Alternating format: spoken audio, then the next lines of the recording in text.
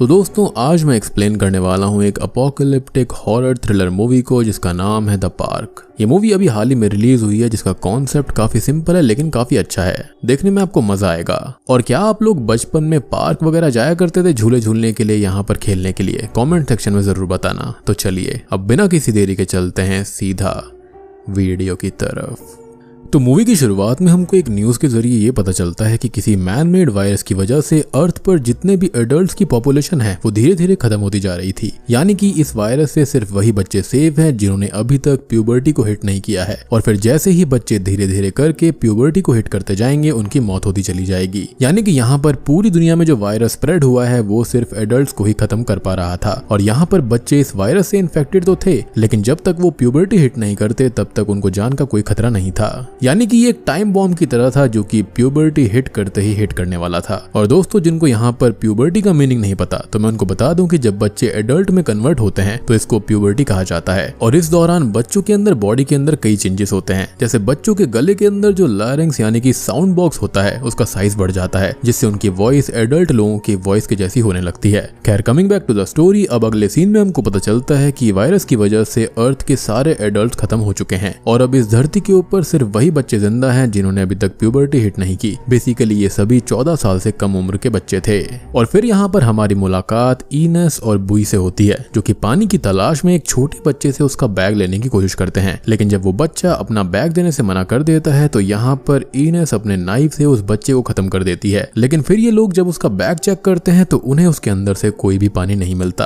अब यहाँ पर मैं आपको इनकी बैक स्टोरी बता दूं कि जब अर्थ पर सारे एडल्ट खत्म हुए तब ईनस और बुई जैसे कई बच्चे साथ में ग्रुप बनाकर रहने लगे ताकि ये लोग मिलकर ज्यादा से ज्यादा दिनों तक सरवाइव कर पाएंगे। अब यहाँ पर काफी कम मात्रा में ही जिंदा रहने के लिए साधन बचे हुए थे, इसलिए इन लोगों को खुद को जिंदा रखने के लिए दूसरों को मारना जरूरी हो गया था। यानी कि यहाँ पर मारो या फिर मरो वाली सिचुएशन थी। अब यहाँ पर पहले ईनस और बुई का ग्रुप ज्यादा बच्चों का था, लेकिन फिर जब धीरे धीरे करके इस ग्रुप के बच्चों ने प्यूबर्टी को हिट किया तो वो खत्म होने लग गए, जिसके बाद अब इनके ग्रुप के अंदर बस ईनस और बुई ही जिंदा बचे हैं जो कि डर्बी की तरफ जा रहे हैं, क्योंकि इन्होंने किसी से सुना था कि डर्बी के अंदर किसी जीनियस बच्चे ने वायरस की वैक्सीन बना ली है, लेकिन वो कौन है या फिर एग्जैक्टली कहां पर रहता है इस बारे में इन लोगों को कोई भी जानकारी नहीं थी। और अभी कुछ देर पहले जब इन लोगों को जोर की प्यास लगने लगी थी तो इन्होंने पानी के लिए उस छोटे बच्चे को ही खत्म कर दिया, लेकिन जब इन्हें उसके पास में पानी नहीं मिला तो ये लोग आगे बढ़ने लगे, जहां पर इन्हें थोड़ी दूरी पर एक थीम पार्क नजर आता है। लेकिन ये लोग उसके अंदर डायरेक्टली नहीं जाते क्योंकि इनको अच्छे से मालूम था कि जैसे इन्होंने उस बच्चे को खत्म कर दिया तो ऐसे ही दूसरे बच्चों का ग्रुप इनको भी खत्म कर सकता है। इसलिए ईनस अपने बायनाकुलर की हेल्प से दूर से ही थीम पार्क के अंदर देखती है, जहां पर उसको गन लिए हुए एक लड़की नजर आती है जिसके पास में पीने का ढेर सारा पानी था।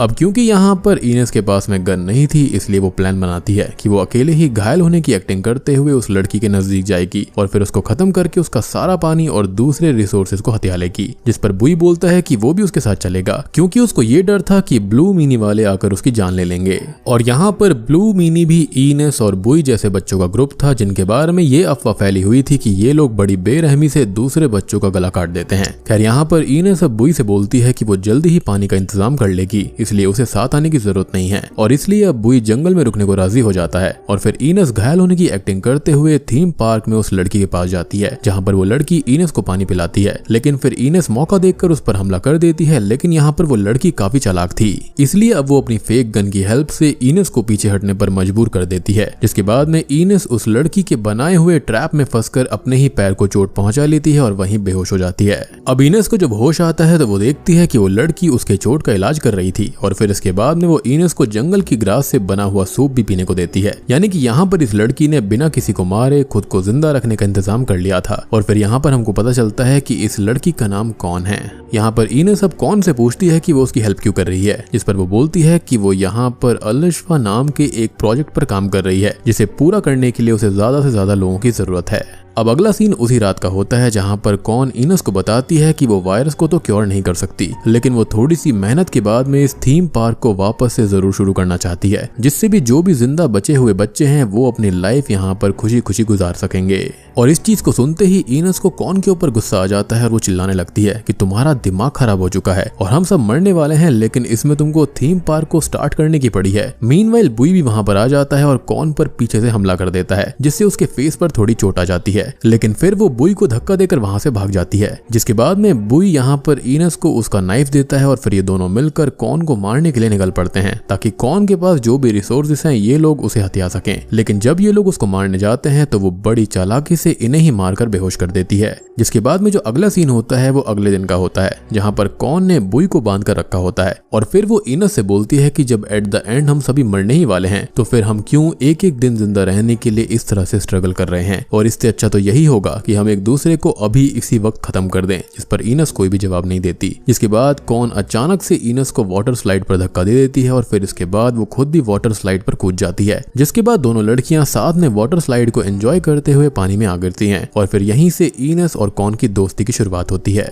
तो यहाँ पर होता यह है कि इनस हर रोज किसी न किसी का खून करके और अपनी स्ट्रगल वाली लाइफ से परेशान हो चुकी थी। तो ऐसे में जब उसे एक साफ दिल की लड़की मिली जो कि अपनी बची हुई लाइफ को सबके साथ एंजॉय करते हुए बिताना चाहती है, तो इनस को भी उसकी तरह ही लाइफ बिताने की इच्छा हो गई। खैर अब हम दूसरी तरफ उसी ब्लू मिनीज वाले ग्रुप को देखते हैं जो कि थीम पार्क की तरफ बढ़ रहे थे। जिसके बाद अगले सीन में इनस के पास्ट का एक सीन दिखाया जाता है जिससे हमको पता चलता है कि इनस शुरुआत में काफी वीक बच्ची हुआ करती थी, लेकिन फिर जब सभी एडल्ट खत्म हो गए तब इनस को खुद को जिंदा रखने के लिए हथियार उठाना पड़ा, क्योंकि अगर वो ऐसा नहीं करती तो कोई ना कोई स्ट्रॉन्ग बच्चा अगर उसको खत्म कर देता, वो भी रिसोर्सेस पाने के लिए। जिसके बाद कहानी प्रेजेंट टाइम में आती है और अब इनस और कॉन जैसे बेस्ट फ्रेंड्स हो गई थी। लेकिन बुई को ये चीज पसंद नहीं आती क्योंकि वो अभी भी अपने इस टारगेट को नहीं भूला था कि उसे वैक्सीन बनाने वाले जीनियस को ढूंढना है। मीनवाइल कॉन इनस को एक कैबिनेट में लेकर जाती है जहां पर ढेर सारी रियल गन्स होती हैं। जिस पर इनस कॉन से पूछती है कि जब तुम्हारे पास इतनी सारी रियल गन्स हैं तो तुम फेक गन को लेकर क्यों घूमती हो। जिस पर वो जवाब देती है कि हमें कभी भी अपने एनिमी को अपने रियल पावर का अंदाजा नहीं लगने देना चाहिए। जिसके बाद बातों ही बातों में इनस कॉन से वादा करती है कि जब तक वो थीम पार्क को रीस्टार्ट करने में उसकी हेल्प नहीं कर देती तब तक वो उसे छोड़कर नहीं जाएगी। और फिर यहीं पर इनस को बातों ही बातों में कॉन से ये पता लगता है कि उसने पानी के लिए जिस छोटे बच्चे को खत्म किया था वो कॉन का ही छोटा भाई था। जिसको सुनते ही इनस को बहुत बड़ा धक्का लगता है क्योंकि अब वो कॉन को अपना अच्छा दोस्त मान चुकी थी। और वहीं पर दूसरी तरफ कॉन को इस बात की जरा से भी खबर नहीं थी कि उसका भाई अब इस दुनिया से जा चुका है और इसलिए इनस भी उससे सच छुपा कर रखती है। जिसके बाद अगले सीन में इनस कॉन से बचते हुए बुई को आजाद कराने की चाबी लेकर आती है, लेकिन वो बाय मिस्टेक गलत चाबी लेकर आई थी। इसलिए वो बुई को सलाह देती है कि अगर वो कॉन को सॉरी बोल देगा तो वो खुद ही उसको आजाद कर देगी। जिस पर बुई बोलता है कि उससे ये नाटक नहीं होगा। जिसके बाद में इनस उसे वहीं छोड़कर कॉन के पास चली जाती है।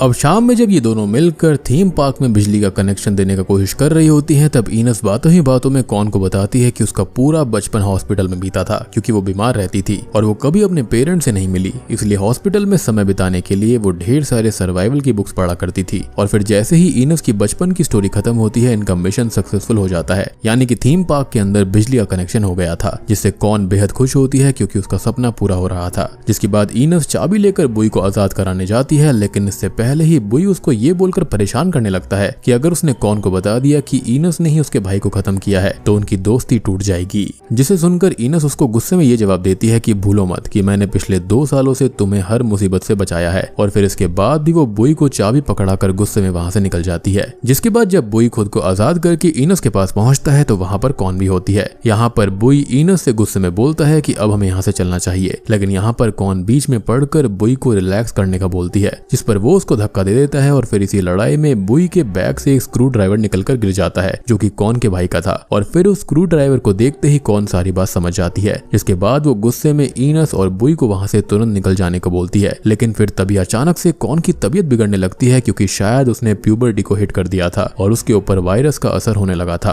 अब यहाँ पर इनस कॉन को संभालने की कोशिश करती है, लेकिन तभी वहां पर ब्लू मिनीज ग्रुप के बच्चे आ जाते हैं, जिनको देखते ही बुई इनस को लेकर वहां से भागने लगता है और फिर ये लोग गन वाले कैबिनेट से कुछ गन्स चोरी करके वहां से भाग जाते हैं। जिसके बाद अगली सुबह बुई को कॉन के बैग से एक डायरी मिलती है जिसे वो पानी में फेंक देता है, लेकिन ये बात इनस को पसंद नहीं आती, इसलिए वो डायरी लेने के लिए पानी में जाती है, पर उसे तैरना नहीं आता था, इसलिए बुई उसको बचाने के लिए उसके पीछे पानी में कूद जाता है। लेकिन यहाँ पर बुई को खुद ही तैरना नहीं आता, इसलिए वो पानी में डूबने लगता है। जिसके बाद इनस उसे बचाकर बाहर लेकर आती है और इस तरह से दोनों में वापस से अच्छी दोस्ती हो जाती है। जिसके बाद ये लोग साथ मिलकर प्लान बनाते हैं कि अब ये ब्लू मिनी से भागने के बजाय उनको खत्म करेंगे। जिसके बाद अगले दिन जब इनका सामना ब्लू मिनी से होता है तो ये लगातार उन पर हमला करके उनको हरा देते हैं और फिर जैसे ही बुई उनको खत्म करने वाला होता है इनस उसको रोक देती है, क्योंकि उसे यकीन था कि अब ब्लू मिनीज को इनके पावर का अंदाजा लग चुका है, इसलिए अब वो उनके ऊपर हमला नहीं करेंगे।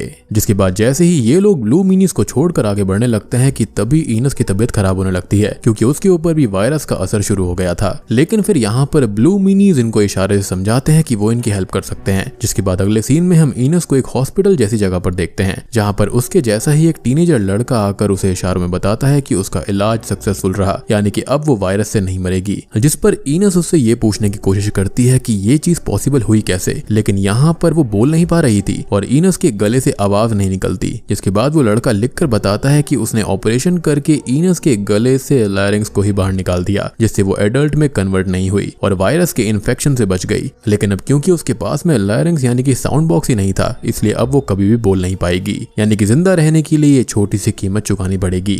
एंड ऑब्वियसली जिंदा रहने के सामने तो ये एक छोटी सी ही कीमत है। जिसके बाद इनस जब अपने रूम से बाहर निकल जाती है तो उसे अपने जैसे बहुत सारे टीनेजर्स नजर आते हैं, जिन्हें देखकर वो समझ जाती है कि असल में ब्लू मिनीज ही वो बच्चे थे जिनके पास वायरस का इलाज था। लेकिन क्योंकि वो लोग हथियार लेकर चला करते थे, इसलिए इन लोगों ने ब्लू मिनीज को ही गलत समझ लिया, यानी कि वो अच्छे बच्चे थे। और फिर यहीं पर इनस को बुई भी मिलता है, जिसका इलाज भी सक्सेसफुल हो गया था। जिसके बाद ये लोग दूसरे बच्चों को ढूंढने के मिशन पर निकल पड़ते हैं ताकि ये उनकी भी हेल्प कर पाएं। और फिर अगले सीन में हम इनस और बुई को एक पेड़ के नीचे बैठा हुआ देखते हैं, जहाँ पर एक छोटी बच्ची आकर इन पर गन तान देती है ताकि वो इनसे खाना छीन पाए। लेकिन फिर ये लोग उसे एक ट्रैप में फंसा लेते हैं और उसे खाने के लिए एक एप्पल देते हैं और उसको वहीं पर लेकर जाने लगते हैं जहां पर उसका इलाज हो पाएगा। और बूम, इसी के साथ में ये मूवी यहीं पर खत्म हो जाती है। तो दोस्तों, ये थी द पार्क मूवी की कहानी, जहां पर हम एक पैंडेमिक के जरिए ये दिखाने की कोशिश की गई है कि हम अपने बच्चों को सिर्फ किताबों की ही नॉलेज देते हैं, जबकि रियल लाइफ में जो स्ट्रगल्स होते हैं वो बुक्स की दुनिया से बिल्कुल अलग होता है। जैसे यहाँ पर जब अर्थ से सभी एडल्ट्स खत्म हो गए, तब बच्चों को खुद को ही जिंदा रखने के लिए हथियार उठाना पड़ा, और जो बच्चे ऐसा नहीं कर पाए उन्हें अपनी जान गंवानी पड़ी। लेकिन कुछ यहाँ पर स्मार्ट थे जिन्होंने ये तरीका निकाल लिया था कि अगर वो अपना साउंड बॉक्स को निकाल देंगे तो यहाँ पर उनकी जान बच जाएगी। इसके अलावा यहाँ पर एक एंगल कौन का भी था, जो कि ये दर्शाता है कि भले ही हमारे पास जीने के लिए सिर्फ 4 ही दिन बचे हों,